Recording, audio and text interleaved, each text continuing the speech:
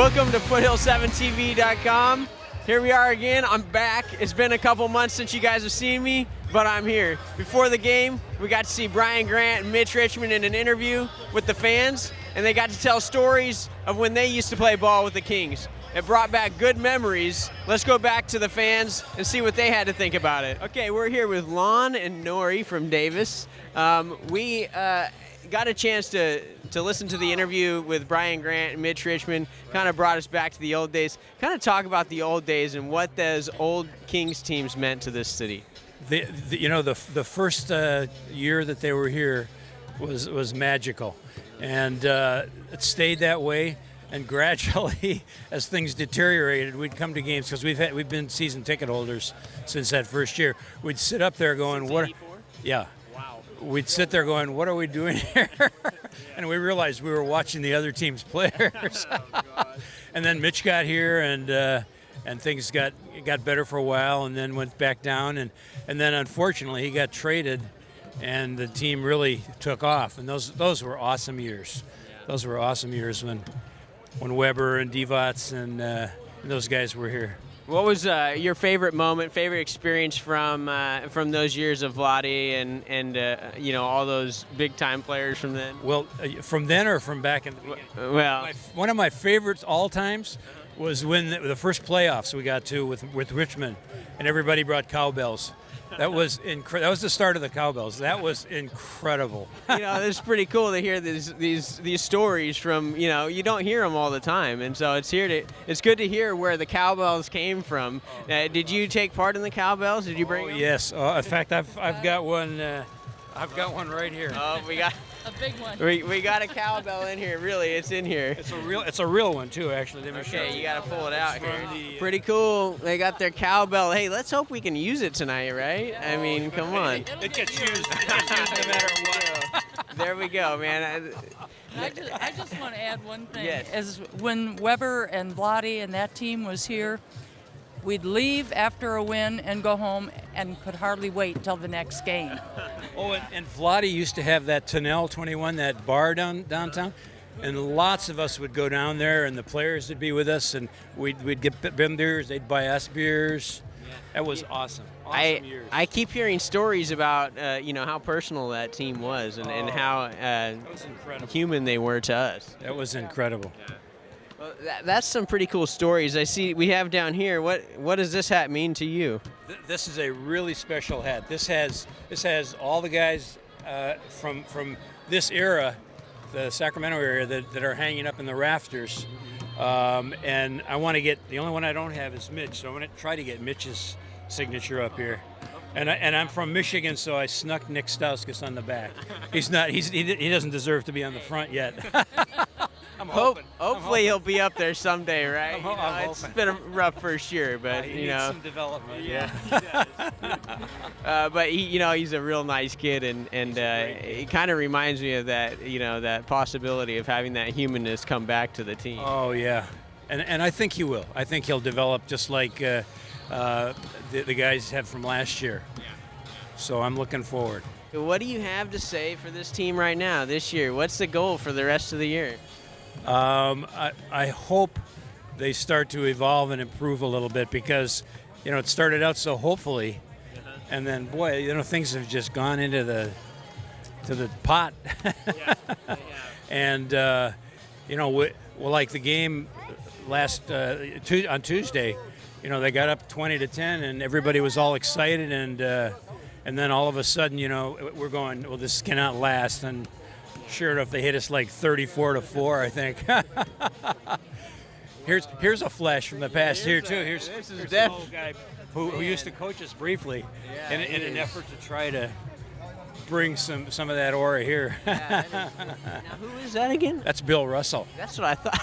I knew it was a big one. That's Bill Russell. He's one of the biggest names in the NBA, and of course I didn't recognize him, but You're too young. yeah, I am too young. Well, this is very cool. I really appreciate the chance to interview you, one of the original season ticket holders. There's probably not very many of you guys left. Well, there are more than you'd realize. Yeah. Are you guys brothers? Yes. Yes. Okay, cool. And do you guys get to come to a lot of Kings games? Yes. Okay, cool. Very cool. So they come to a lot of Kings games, but before this Kings game is pretty special. The Brian Grant Foundation did a whole interview out here with Mitch Richmond and Brian Grant, Scott Moe, and Jerry Reynolds. Actually, no, Gary Gerald was out there. So, guys, tell us, you got to see the interview. What was your favorite part about the interview? My favorite part of the interview was when he told us that he used to go in the hot tubs and it was 120 degrees. 120 degrees, man. That's a hot. Have you ever been in a hot tub that hot? No, the hottest I ever been was 90. Yeah, so are you going to go home and find the nearest hot tub and try to get to 120 degrees? Yes. Yeah, okay. Okay, we'll see how that goes. What was your favorite part? Well, my favorite part was that they shot a lot of free throws, good free throws. So were they talking about Brian Grant and Mitch Richmond shooting a lot of free throws for the games? Yeah. Did they say how many? No. No, they just shot a lot. Are you guys both basketball players yourselves? No. No? Well, I kind of play basketball, but we're like more into like soccer. Okay, so you guys excited for this new soccer team, possibly that the Kings, the Kings and the 49ers and all these guys are going together and trying to get this Major League Soccer team here. Are you guys excited for that? Yes, the Sac Republic. And have you been able to make it to any of the Sac Republic games? Well, last season I went to like 5 of them, but this year I'm trying to get the season pass to get to all the games. Ooh, a season pass. Are you going to go with them? Yeah. Very cool. Yeah, the season pass would be very nice. Let's hope they get the team here, right? Because then we got another sports event. Are you guys excited for the new Kings Arena?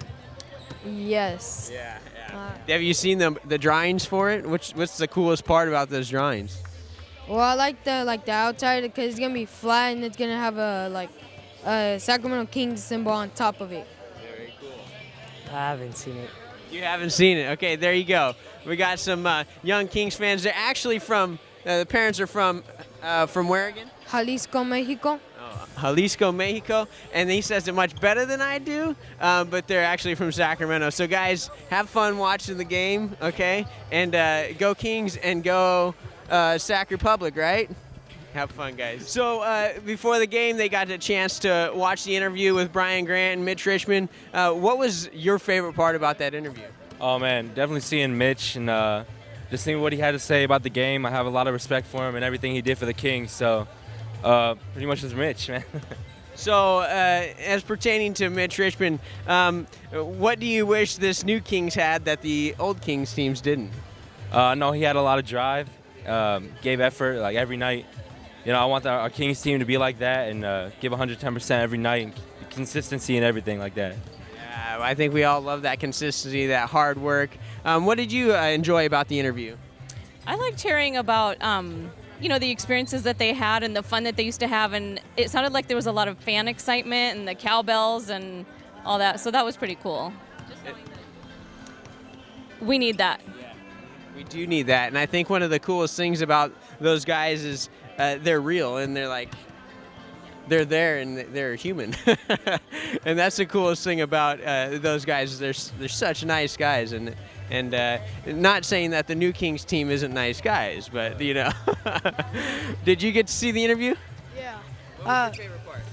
I liked how Michael Jordan, how he said that Mitch was like the hardest person that he ever versed, like ever. He was the hardest person he ever guarded?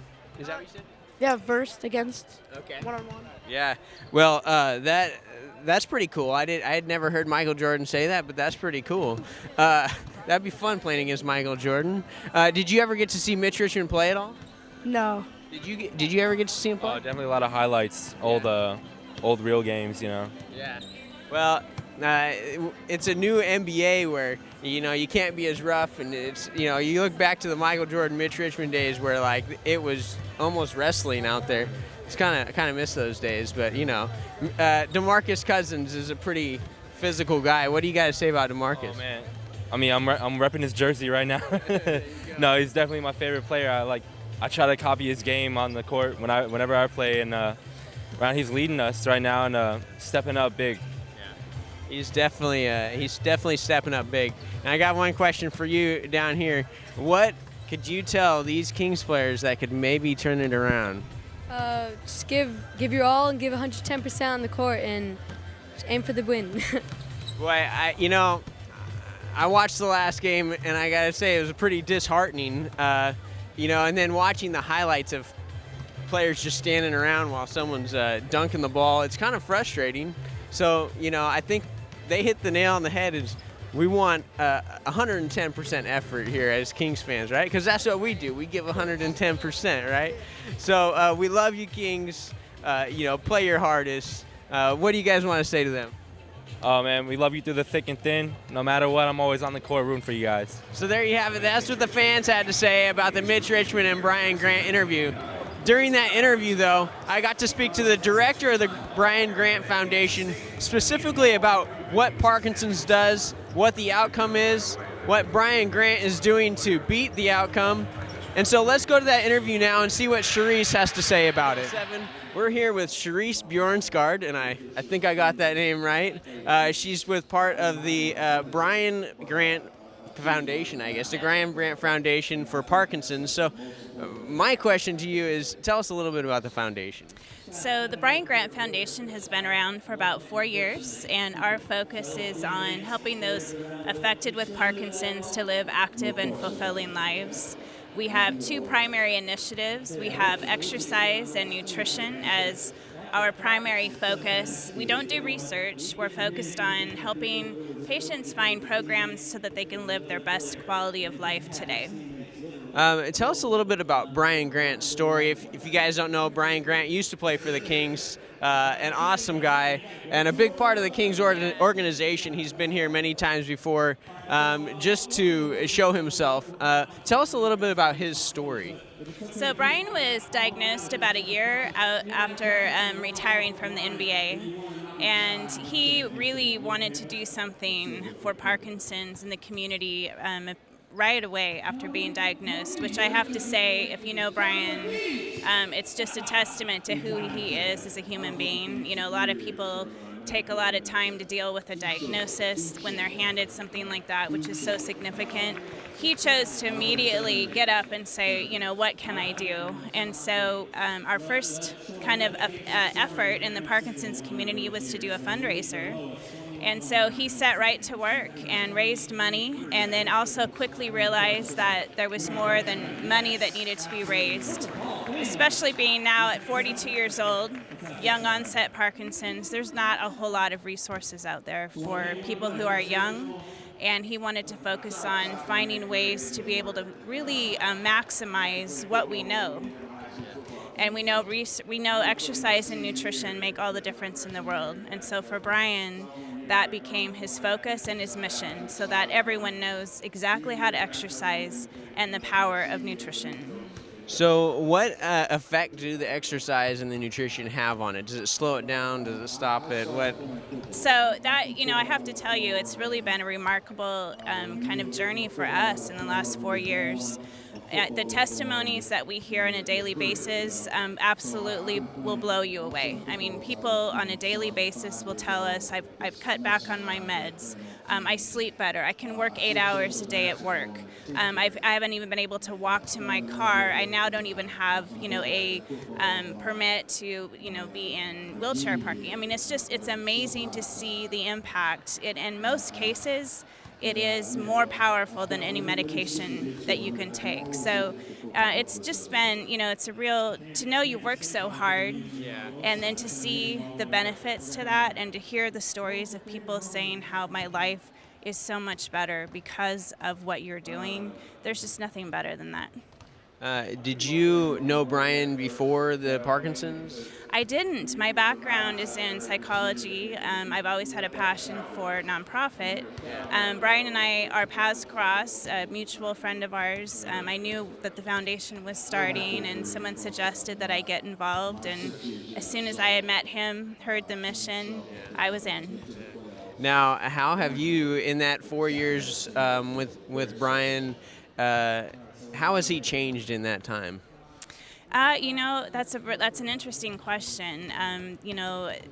People used to ask me when I first started this, are you connected to Parkinson's? And I would say no. Now, 4 years later, I am. Brian is my connection to Parkinson's.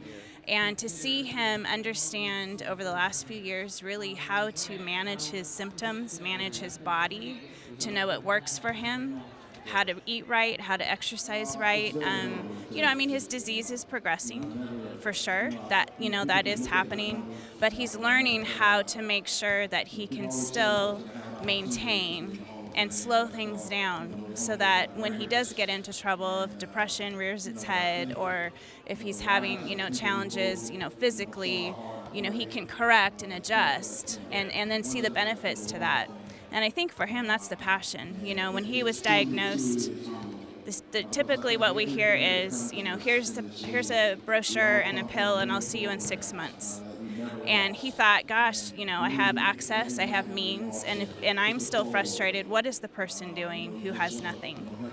And so for him to be able to know that he's delivering some resources, the best of the best, to people that could never have had, access to something like that, that's what it's all about for him.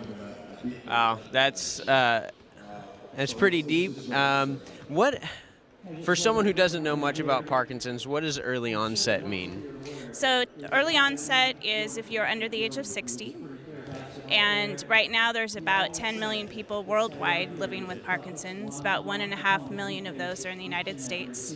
But we're progressively seeing the diagnosis getting younger and younger and younger. And primarily because we're getting better at diagnosing the disease. But by the standards of the Parkinson's community, if you're 60 years and under, you fall under that young onset category, and that's where there really is not a whole lot of information and a huge misunderstanding in general in the community. Most people will say, well, that's an old person's disease. A lot of people have a hard time getting diagnosed because the doctor will say, you couldn't have Parkinson's because you're not old enough. And so that's a huge part of our mission, is to really, educate and support that group, because there is not a lot out there. And what is the prognosis? The thing that people don't want to talk about, right? What's the prognosis of getting Parkinson's? Well, what I hear out of most patients when you ask them, 3-4 years into their disease, they'll say, once I figured out this is not a death sentence, I realized that it's a life sentence, but it's my choice to not let Parkinson's control me. I need to stand up and control my disease. And so it's really, a lot of people, they immediately, because they don't understand, they think, gosh, I'm gonna die. And then they realize I'm not. I have to learn to live with this thing. And so, it takes a community. You can't do it alone. When we heard, we've heard stories over the years of different other, celebrities. Robin Williams' situation rocked the community. And just understanding that, I remember Brian and I talking about this, and him saying to me, if I could have said anything to him, it would have been, you don't have to do this alone. We're here to support one another. And that's a huge part of being able to live well with this disease. Wow, it just seems like there's so many more questions I could ask, and I really appreciate your time, and I really appreciate the Brian Grant Foundation.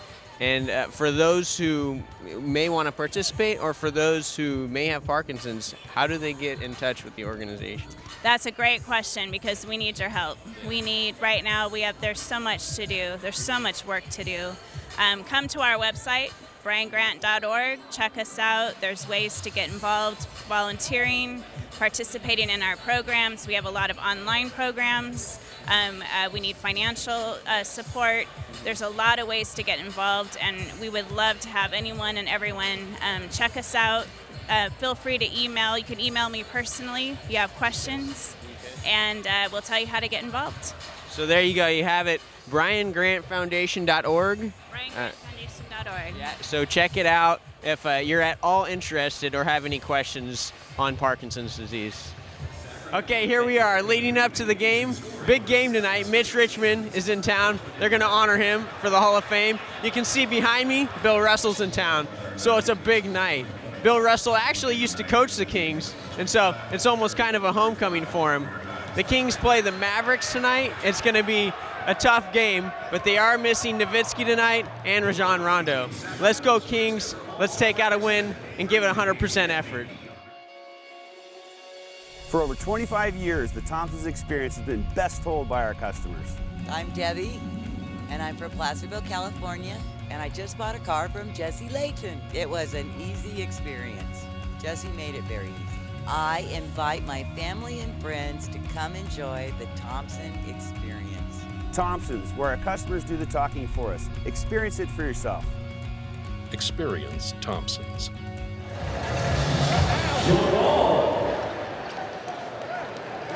Here we go.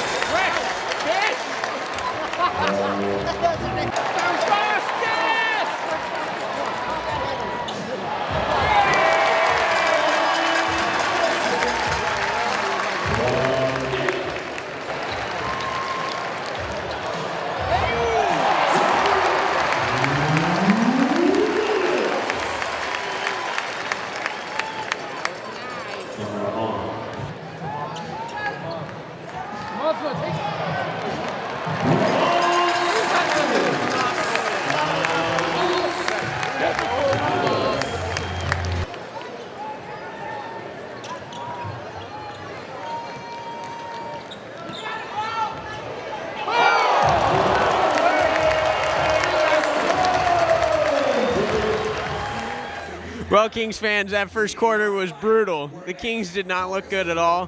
One bright spot, though, Nick Stauskas hit a couple threes. Actually, he just hit 1 3, but had some good assists. But it's good to see him in there playing a lot in the first quarter. But with all that, the Kings are tied 23-23 going into the second quarter. We'll see what they can do in the second quarter. Maybe Nick Stauskas can get a little more playing time in. We'll see you at halftime.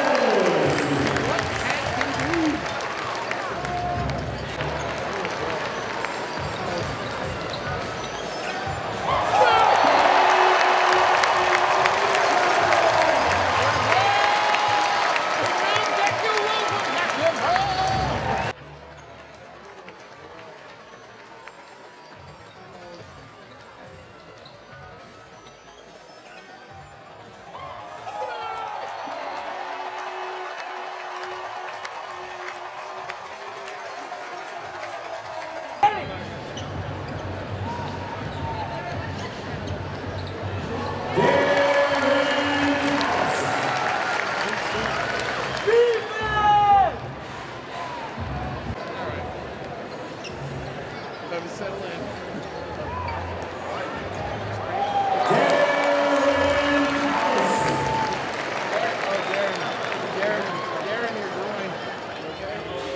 Well, that was a brutal second quarter. That Kings team that's been showing up and playing lazy basketball, that's what showed up in that second quarter. Let the Dallas Mavericks get a 15-point lead, and going into the second half, that's what they have to overcome. Let's see if they can start doing that in the third quarter. We'll see you at the fourth quarter. For over 25 years, the Thompsons experience has been best told by our customers. I'm Julie Hester, and this is my husband, George Hester. I never thought I would get a yes answer. And I have a new Sienna, and it's really nice. It's so easy. Thompsons, where our customers do the talking for us. Experience it for yourself. Experience Thompsons.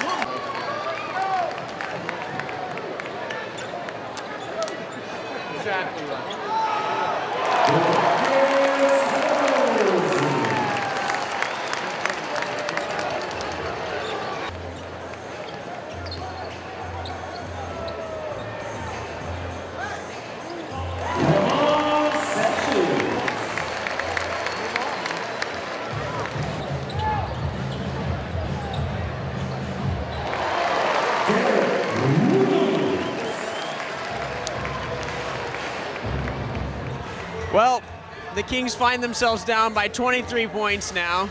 I was able to keep a little stats of that quarter. For about 6 minutes, I was able to count how many passes they had per possession, and they averaged 2 passes per possession. They played lazy basketball. It's frustrating to watch as a Kings fan. Let's hope they can get something going in this fourth quarter just to save such a bad game. I'll see you at the end of the game.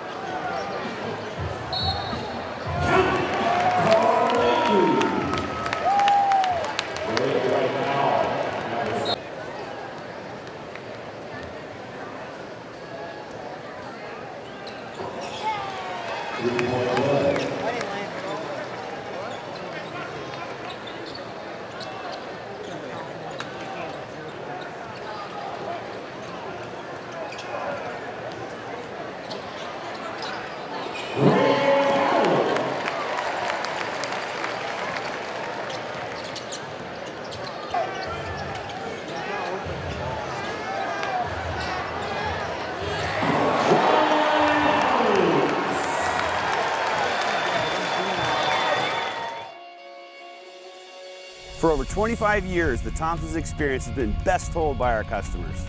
Hi, I'm Avery. This is Danny, Patricio, and JoJo, and we just bought a 2013 Toyota Corolla at Thompson's Toyota. It's so easy. Mike was great. We invite all of our friends and family to come and enjoy the Thompsons experience. Thompsons, where our customers do the talking for us. Experience it for yourself. Experience Thompsons. Well, Kings fans, that was pretty bad. That was one of the worst quarters I've ever seen. A couple stats from tonight's game. Kings shot 36%, had 13 assists, had 15 turnovers. It was not a good night. Actually, they had 17 turnovers. It was not a good night for the Kings. They only scored 78 points in the game, and they lost 78-101. And they should have lost by a lot more. The frustrating game for me to watch, and probably one of my lowest times of being a Kings fan and watching a game. Just nothing really to get excited about.